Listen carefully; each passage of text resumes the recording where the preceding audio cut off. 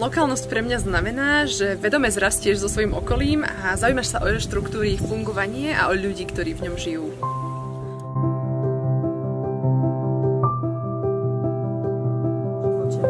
Je to tá snaha, presne ako som spomenula, zrásť s mojim okolím, s mojim mestom a aby som ja ako prisťahovalec momentálne bola prínosom pre to mesto. Aby bol naozaj môj príchod do toho miesta výnosom a aby som akoby participovala na tom rozvoji, na tom povznesení toho miesta, v ktorom žijem. To je pre mňa lokálnosť.